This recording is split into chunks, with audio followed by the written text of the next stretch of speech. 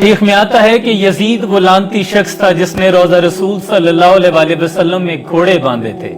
वो भी सवारियां ही थी और ये भी तुम्हारी सवारियां ही हैं जिनको तुमने शाही खानदान के प्रोटोकॉल के लिए हरम के सहन में यूं दाखिल कर दी हैं कि जैसे ये तुम्हारा शाही महल हो।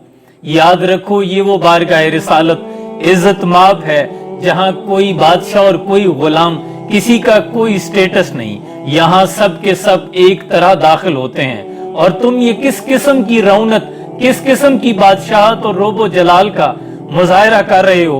क्या भूल गए हो कि ये कौन सी बारगाह है जहाँ जिब्रील अमीन भी हाथ बांध कर अर्ज करते हैं, सलाम पेश करने के लिए हाजिर होते हैं, जहाँ 70,000 मलाइका सुबह हाथ बांध कर हाजिर होते हैं और 70,000 शाम को हाजिर होते हैं, लेकिन दोबारा आने के लिए तड़पते रहते हैं, फिर मौका नहीं मिलता।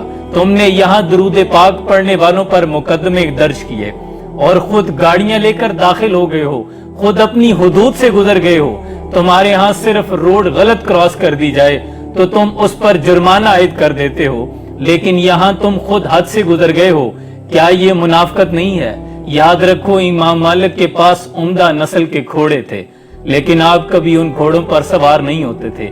आप कहते थे कि इमाम मालिक की भला क्या हैसियत कि मदीने की गलियों में वो घोड़ों पर सवार होके चले। दुनिया कहती है कि अरबों ने बहुत तरक्की कर ली है, लेकिन मैं कहता हूँ लानत है ऐसी तरक्की पर कि जिसको तय करते हुए इंसान अपने मयार, अपने किरदार और अपने अखलाक, अपनी रिवायात से गिर जाए, जो कि इस बात की तमीज ना करे कि ये हमारे लिए किस कदर मुकद्दस सरजमीन है। लेकिन लगता यूं ही है कि इन अरबों के बुरे दिन शुरू हो चुके हैं। जिनको आता नहीं दुनिया में कोई फन तुम हो, नहीं जिस कौम को परवाए निशेमन तुम हो, बिजलियां जिसमें हो आसूदा वो खैरमन तुम हो, बेच खाते हैं जो असलाफ के मदफन तुम हो, होने को नाम जो कब्रों की तिजारत करके, क्या ना बेचोगे जो मिल जाएं सनम पत्थर के।